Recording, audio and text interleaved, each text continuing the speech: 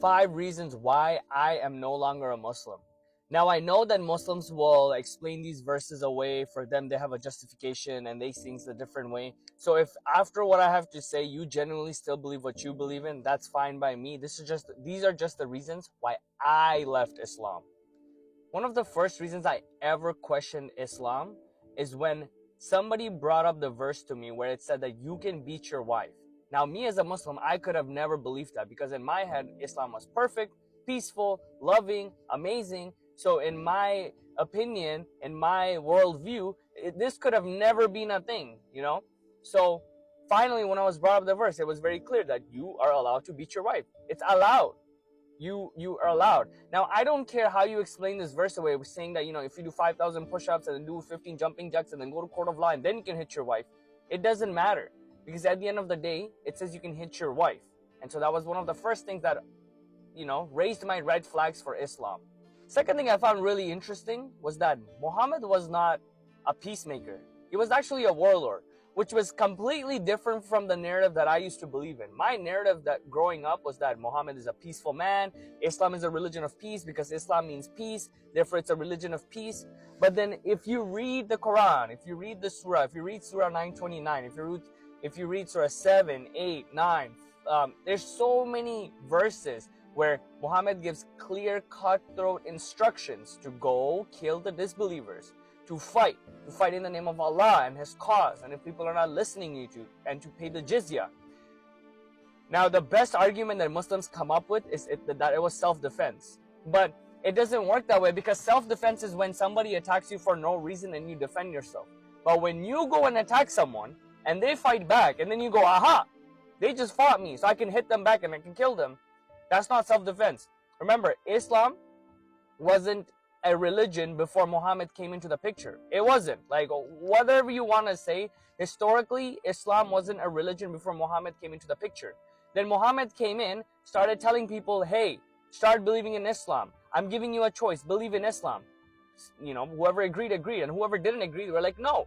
But he's like, no, believe in Islam, or if you don't want to believe in Islam, you have a choice. You can pay the jizya, or my army will kill you. And so they're like, no, again, I want to live my life. I don't want to follow Islam. I don't care what you want me to do. I don't want to follow Islam. Okay, you don't want to follow Islam? Murder them. Kill them. Kill the infidels. Kill the unbelievers. Anybody who doesn't believe in Allah, kill them. And so Muhammad was a warlord and not a peaceful one. Much different from what Jesus was teaching. Jesus said, love your enemies. Do not fight them. Do not persecute them. But Muhammad was giving orders, which is army, killing non-believers left and right. Quran is not perfectly preserved. Now, growing up, and even the Muslims watching to this day, even people in my comment section will try to defend this, saying that Quran has been perfectly preserved from the beginning of time, untouched, nothing has ever happened to it, there's only one Quran, etc., etc. Again, when you look deep into it, you start realizing, hold on a second. It's first of all, it's not perfectly been preserved. First of all, Muhammad never wrote the Quran.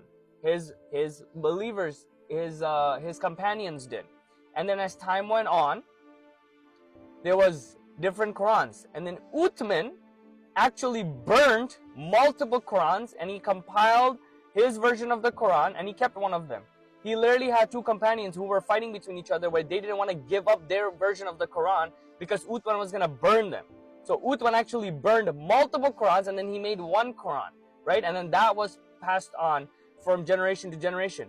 Now, even now, the Quran that you believe in is the standardized Quran. So that's why it's very similar from everybody. But there's still multiple different versions of the Quran. There's the harsh version, there's the wash version. There's almost, I think, 7 different versions of the Quran. Now, you can try and say, there's different qira'ats, there's different translations, etc., etc. That's not my problem, because even the Bible has different translations. But the problem is, you guys claim our books are corrupted because we have different translations, but you guys have the exact same issue. But when it comes to calling you guys out, you guys go say, well, it's just a different translation.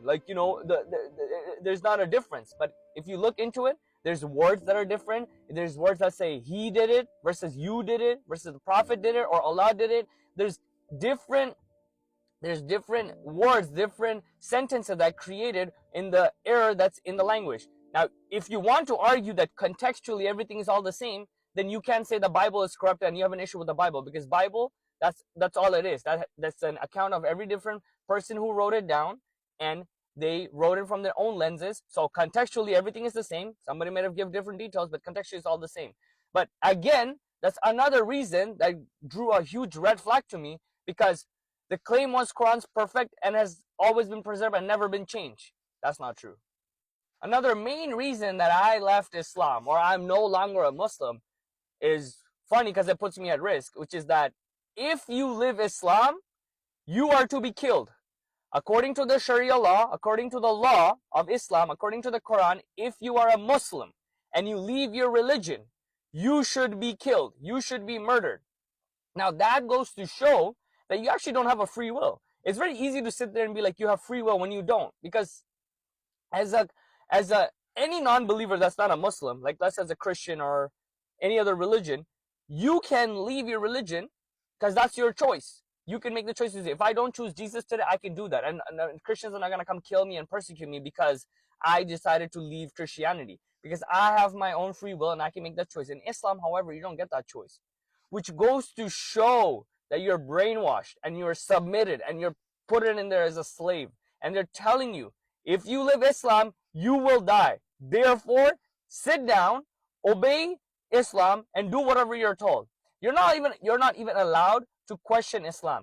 You can ask questions like, you don't know this information, that information, but you can't come around and say, hey, I don't think morally this thing is right. If you dare question that, again, you'll get backlash from Muslims and Islam in general, because you are not allowed to question Islam. You need to give full submission without any doubts in your heart, and you need to be a Muslim forever. In no way, shape, or form you're ever allowed to live Islam. And if you do live Islam, you will be unalived. Last but not least, the scientific miracles are all fake. Again, I used to believe Islam has so much pure evidence that it is true, that it has all the scientific evidence to back it up. So why would anybody believe in any other religion when there's proof and scientific miracles in the Quran that came 100% true? I would believe these things. So one of them was like Muhammad went up and he cut the moon in half, and then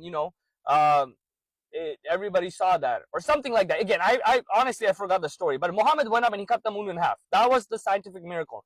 And astronauts went up, and then they saw, at first there was like lines on the moon. Everybody's like blowing this up all over the internet. Okay, proof for Islam. See, there's a cut in the moon because Muhammad cut the moon in half and stuff like that.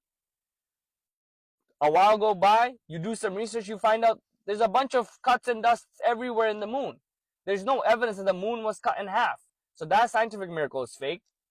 There's another verse somewhere in the Quran, and I'm gonna put it up here, so don't worry about it. But it says something along the lines of like your kids come from the man's bones or the man's brain, something like that, which is not how a baby comes. Like baby comes from the sperm and the egg, meaning, right? But there's a scientific error where they say like your sperm comes from the bone or something, or like the man's brain provides, and that's how the baby like is consummated and stuff like that.